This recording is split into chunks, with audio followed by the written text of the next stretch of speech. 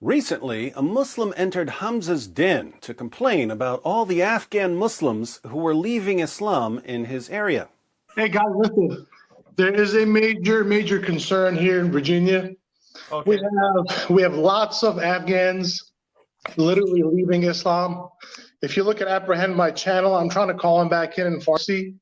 They are leaving it by the masses. A lot of them, guys. A lot of them. It's crazy. Keep in mind, he's just talking about Afghan Muslims leaving Islam in his city. You know where else Muslims are leaving Islam? Everywhere there's an internet connection. For 14 centuries, Muslim sheikhs were able to keep their followers insulated, shielded, protected from ever hearing any response to their ridiculous claims about Muhammad and the Quran. Fast forward to the 21st century, when anyone with an internet connection can look up what their sheikhs are claiming about Muhammad and the Quran, and what do you get? You get what you deserve, you lying sheikhs. You get what you deserve. You get an avalanche of apostasy. Want to see what's happening all around the world? I went through the comments under 2 of my videos. Let's take a peek.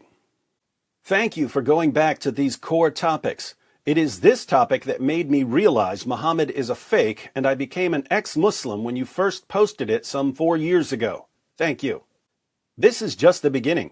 My ex-Muslim colleague told me that the biggest problem he had was trying to defend Muhammad's many disgusting acts on a daily basis on campus, all while being bombarded with Islamic criticism videos from David Wood and Sam.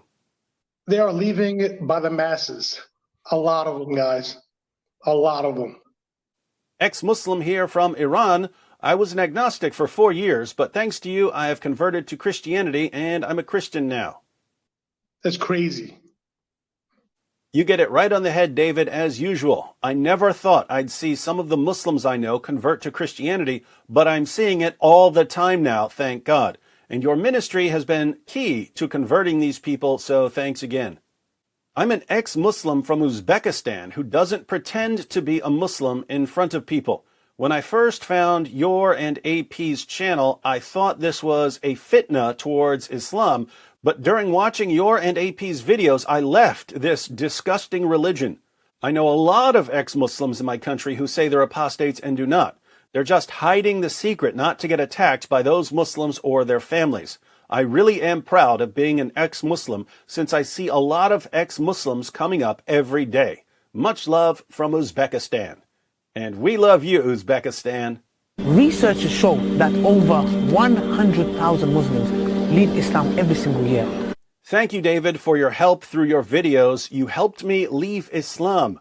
Though I'm never going back to Christianity, I'm definitely not going back to that creepy, finger-licking good, child-molesting, war-raging delusion of a 7th century madman. May next year be filled with more videos like these that give us ex-Muslims hope. What a wonderfully concise description of Muhammad. I was born Muslim, but you opened my eyes, David. 24% of Muslim youth are leaving Islam. Ex-Muslim here, David and CP helped me a lot to leave my religion. Years ago, I was talking bad about Christianity and made fun of Jesus. Now I have debates with my friends because of defending Christianity and exposing Islam. David Wood and Christian Prince opened my eyes. Thanks to David, I became an ex-Muslim 1 year ago. I grew up in doubts and eventually left Islam because of you, sir. Thank you. You're very welcome. Our youth are full of doubts and nobody's answering their questions. Hi, Mr. David Wood. May God bless you and your good work. I have to go through most of your videos and I have used them to convert a lot of Muslims here in Nigeria.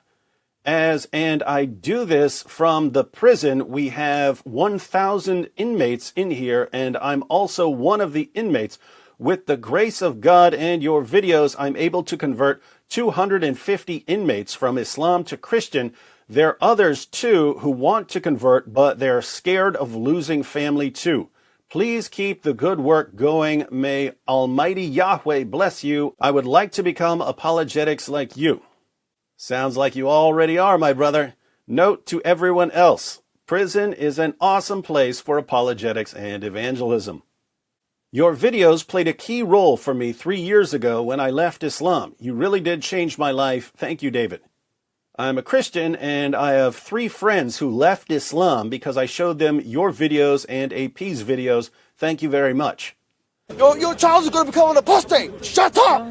I know many ex-Muslims in my country, Bangladesh. Some of them are believers in Christ, and they openly declare it. Some of them are hidden believers in Christ and don't expose it in front of the Muslims about losing faith in Islam and new faith in Christ. Some are apostate and agnostic now. There are some churches in my country that are conducted by ex-Muslims. YouTube suggested me to you 2 years ago, and then Harris Sultan and Ghalib Kamal, all of you helped me to understand Islamic reality and left it. Now I'm human only. I love Christians, love Jews, and love whole human beings, and love you so much for opening my eyes. From Pakistan. And we love you, friend from Pakistan. I can relate to the Muslim guy trying to ignore the bad parts of Islam while going on with daily routine. I converted to Islam over 2 decades ago and met some of the nicest people and enjoyed great camaraderie over the years. I could even shut my eyes to some of the Prophet's peccadillos. After all, most leaders have their dark side. Just look at Winston Churchill, Andrew Jackson, or Martin Luther. But then so many discrepancies were revealed, like the old lady being torn apart by camels or horses, and the pubic hair boys massacre, to just name 2, that couldn't be ignored. I was willing to ignore the sun setting in a pool of muddy water and some of the Prophet's sexcapades. Medieval Christian popes and bishops weren't much better. Actually, some were worse. But stuff kept piling up. Lots of it from David Wood, apostate prophet, and of course Christian Prince with his knowledge of Arabic and minor details that I couldn't honestly support when asked by non-Muslims. So I became irreligious in the end. I miss it sometimes, though. My friend, you may miss the camaraderie you had with Muslims, but you are now a member of one of the fastest growing groups in the world, the Fellowship of Ex-Muslims. I've become an ex-Muslim for almost 10 months now. I'm so glad that I came across David Wood videos when I tried to learn more about Islam. David Wood has given the most truthful Islamic education that I won't be able to study if I were only to listen to Muslim scholars. The greatest thing about David is he always gives the Islamic source that no one can deny without lying to themselves. Keep up the good work.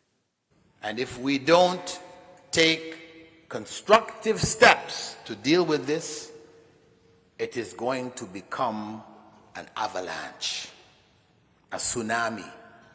To all you sheikhs and imams and dawagandists who are watching, this is what happens when you use deception and manipulation and threats of violence to control people. It may work for a while. It may work for 14 centuries.